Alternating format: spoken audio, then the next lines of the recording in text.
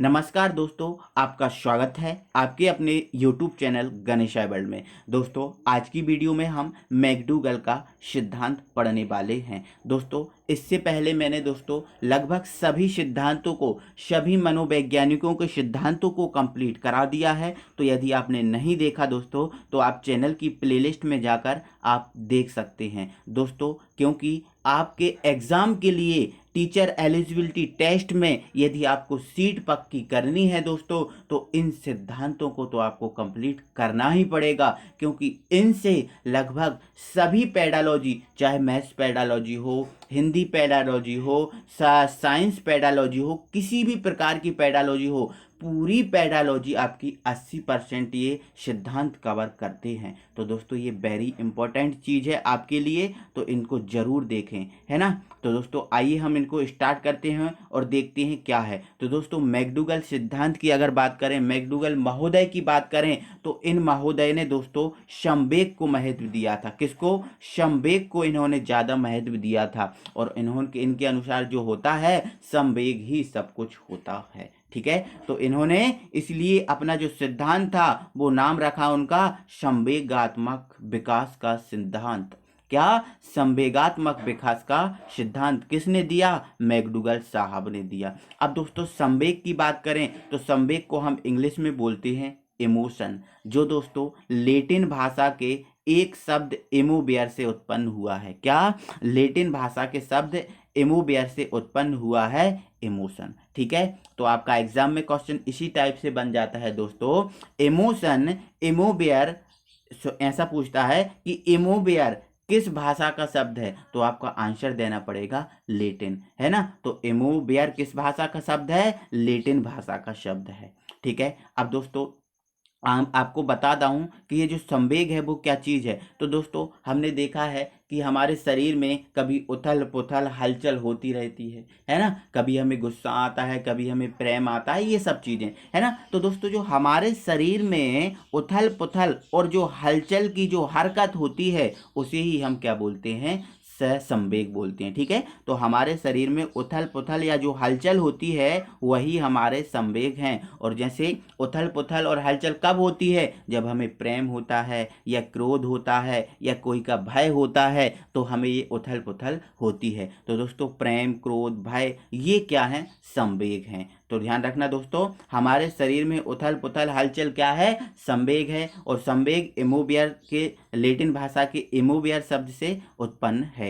ठीक है, तो दोस्तों हम आगे बढ़ जाते हैं और आगे हम देखते हैं दोस्तों संवेगों के, जो संवेग के बारे में कुछ मनोवैज्ञानिकों ने परिभाषाएं दी हैं दोस्तों। उन परिभाषाओं को हम समझने वाले हैं। ये दोस्तों वेरी इंपॉर्टेंट चीज़ है, यहाँ से आपका क्वेश्चन निकलता ही निकलता है, क्योंकि ये गारंटी हमारी है और विश्वास तुम्हारा है। ठीक है दोस्तों, चलो स्टार्ट करते हैं दोस्तों। अगर सबसे पहले बात मैकडूगल की कहें, तो मैकडूगल ने संवेग के बारे में क्या कहा है? तो दोस्तों, आपको पता है मैकडूगल ने तो संवेग को बताया है। संवेग के बारे में उन्होंने सर्वाधिक महत्व संवेग को ही दिया है। तो इन्होंने संवेग के बारे में क्या कहा है कि जो संवेग है वो प्रकृति का क्या है? हृदय है।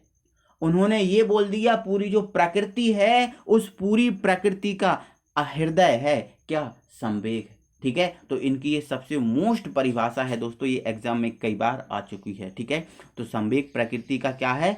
हृदय है। ठीक है, ये सबसे बड़ी परिभाषा किसने दी है? मैकडूगल साहब ने दी है ना। अब दोस्तों, वुडवर्थ की बात करें तो वुडवर्थ ने कहा है संवेग व्यक्ति की उत्तेजित दशा है। अब दोस्तों, इसको याद कैसे रखो? तो दोस्तों, आपको पता है वुड, वुड मीन्स क्या होता है? लकड़ी होता है। वुड मीन्स क्या होता है? लकड़ी होता है। तो दोस्तों, अगर हम किसी को लकड़ी से पीटेंगे, मारेंगे, तो वो उत्तेजित तो होगा ही होगा।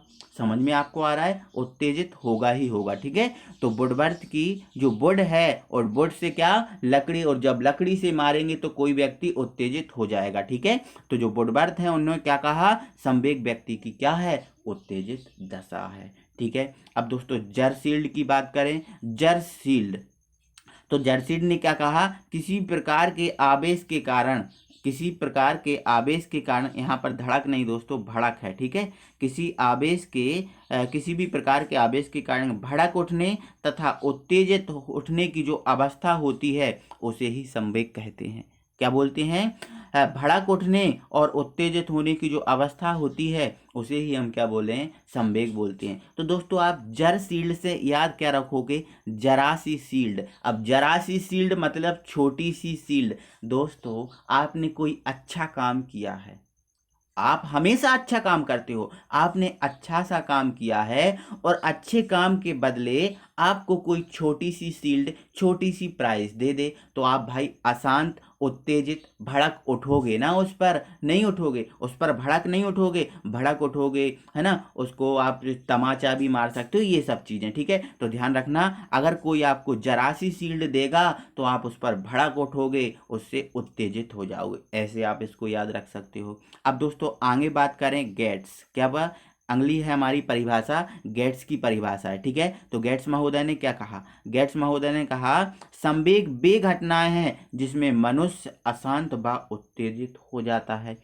मनुष्य जो है अशांत और उत्तेजित हो जाता है। भैया गेट से आप क्या रखोगे? गेट याद, और गेट आपको पता है, गेट आपको क्या है? पता है। तो दोस्तों यदि आप कमरे में बैठे हैं और यदि कोई गेट बंद कर देता है तो आप अशांत तो हो ही जाओगे कि अरे अब क्या होगा, और आपको गुस्सा भी आएगा कि अरे गेट खोलने दो बेटा, तब मैं तुझे देखता हूँ, ऐसा भी आप सोचोगे, ठीक है? तो ध्यान रखना, जब गेट कोई बंद कर देगा तो आप अशांत हो जाएंगे, उत्तेजित हो जाएंगे। समझ में आपको आ रहा है? अब रॉस महोदय की देखते हैं। तो रॉस महोदय के बारे में कहा, तो रॉस चेतना की, इन्होंने क्या कहा? चेतना कि वह अवस्था जिसमें रागात्मक तत्व की प्रधानता होती। किसकी?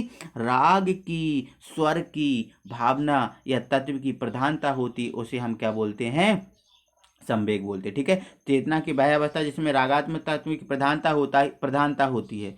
चेतना की वह अवस्था जिसमें रागात्मक तत्व की क्या होती है? प्रधानता होती है, उसे हम क्या बोलते हैं? संवेग बोलते हैं। इन्हें किसने कहा? ये रॉस महोदय ने कहा। रॉस से याद रखोगे क्या? रागात्मक। रागात्मक मीन्स रॉस, और रॉस मीन्स रागात्मक, ठीक है? आप ऐसे याद रख लोगे, ठीक है?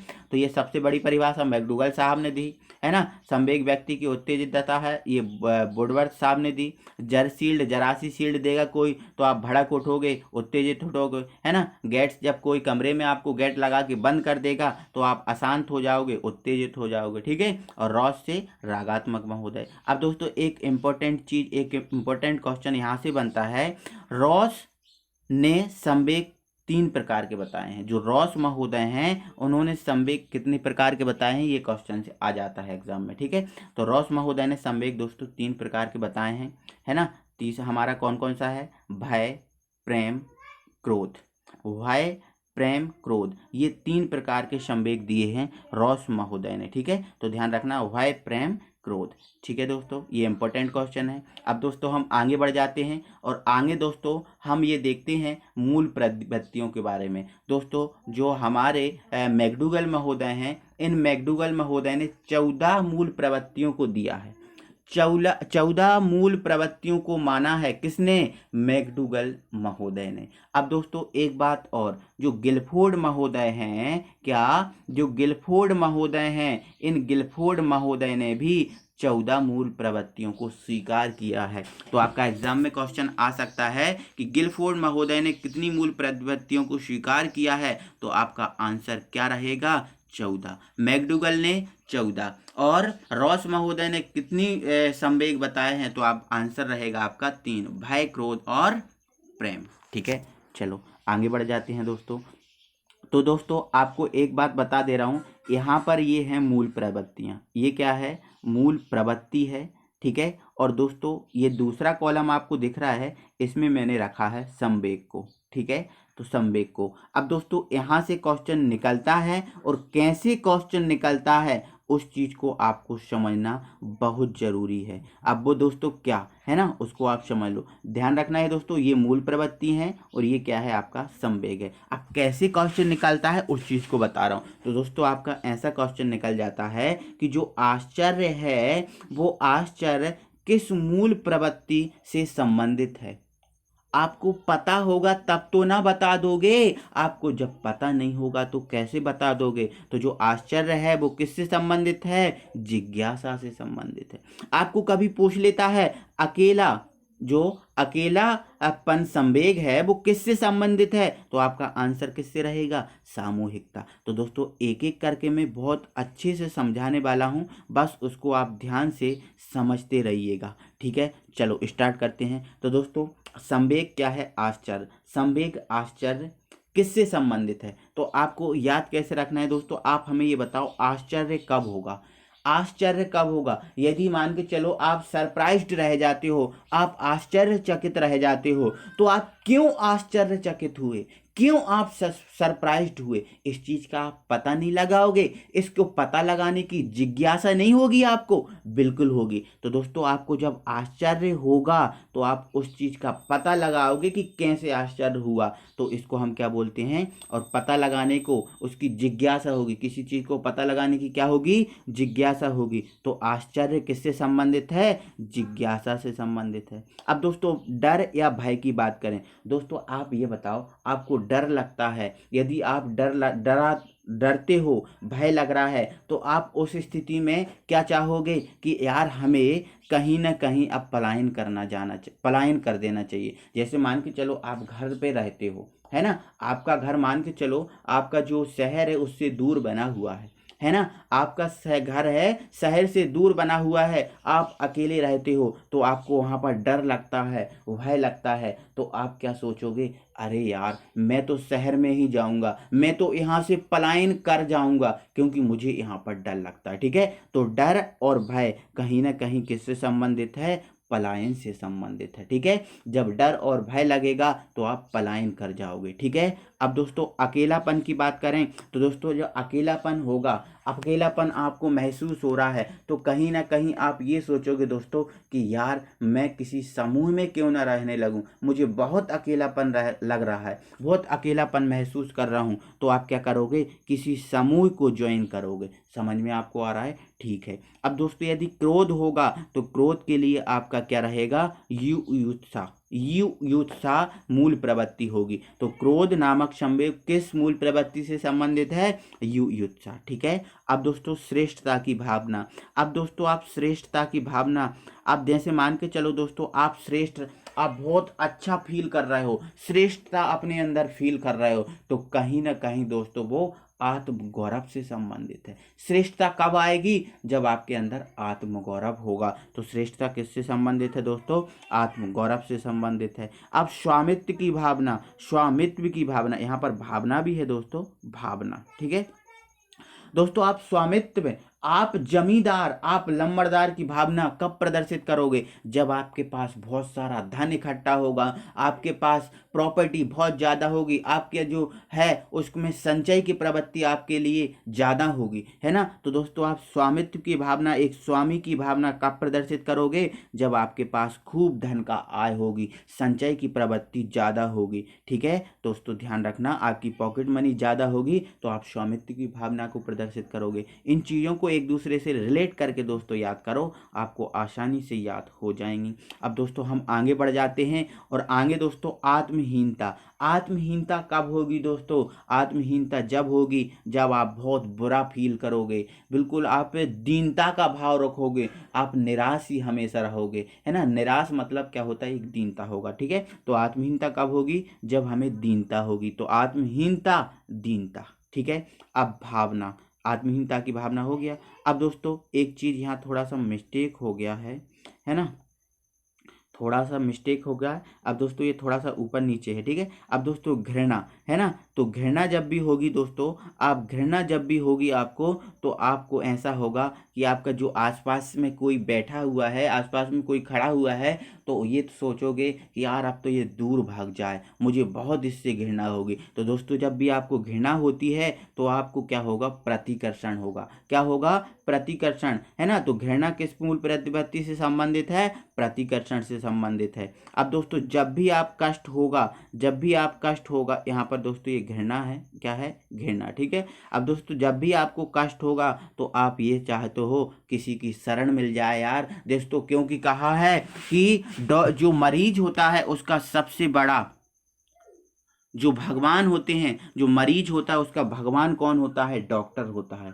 क्या होता है, डॉक्टर। तो इसी प्रकार दोस्तों जब कष्ट होता है तो हमें ये मिलता है, ऐसा हम सोचते हैं कि यार कोई शरणागत मिल जाए तो हमारा वो कष्ट दूर कर दे। अब दोस्तों कामुकता से बात करें तो कामुकता काम वासना से उत्पन्न है। अमोद, अमोद मतलब दोस्तों हंसना, अमोद मतलब दोस्तों हंसना। अब हंसना मूल प्रवृत्ति, हंसना संवेग कब उत्पन्न होगा, जब आपको हास होगा। ठीक है। तो हंसना किससे संबंधित है, हास से संबंधित है। और यदि भूख की बात करें तो दोस्तों जो भूख है वो भूख भोजन, भाई भूख लगी है तो भोजन आप करोगे तब तो आपकी भूख सही होगी। तो भूख किससे, भोजन से संबंधित है। अब दोस्तों हम आगे बढ़ जाते हैं और आगे दोस्तों हमारी अगली मूल प्रवृत्ति क्या है दोस्तों, आपको ये ध्यान रखना है, थोड़ा सा ये ऊपर नीचे हो गया है इसलिए मैं टिक लगा रहा हूँ। ठीक है। तो भूख किससे है, भोजन से है। अब दोस्तों वात्सल्य की बात करें, वात्सल्य स्नेह की बात करें तो दोस्तों आपके जो बच्चे होते हैं उन बच्चों को देखकर आपके अंदर स्नेह आता है, प्रेम आता है। तो वात्सल्य स्नेह शिशु रक्षा या संतान कामना से पूर्ति होती है। अब सृजनात्मकता होगी तो सृजनात्मकता होगी तो दोस्तों आपको रचनात्मकता मिलेगी। ठीक है। तो ध्यान रखना है दोस्तों। आई होप दोस्तों कि ये चीज़ें आपको क्लियर हो गई होंगी दोस्तों। इनसे क्वेश्चन बनते हैं, क्वेश्चन निकलते हैं, ये मोस्ट इंपॉर्टेंट चीज़ है फॉर यू। तो दोस्तों इनको कंप्लीट कर लेना बहुत अच्छे से। आई थिंक आपको अच्छा लगा होगा दोस्तों। तो वीडियो को आप लाइक कीजिए और यदि आप नए व्यूअर हैं, अभी तक आपने हमारे चैनल गणेशाय वर्ल्ड को सब्सक्राइब नहीं किया है तो प्लीज़ चैनल को सब्सक्राइब कर लें और बेल आइकन को प्रेस करें। अगली वीडियो में दोस्तों हम फिर मिलते हैं, तब तक के लिए थैंक यू वेरी मच।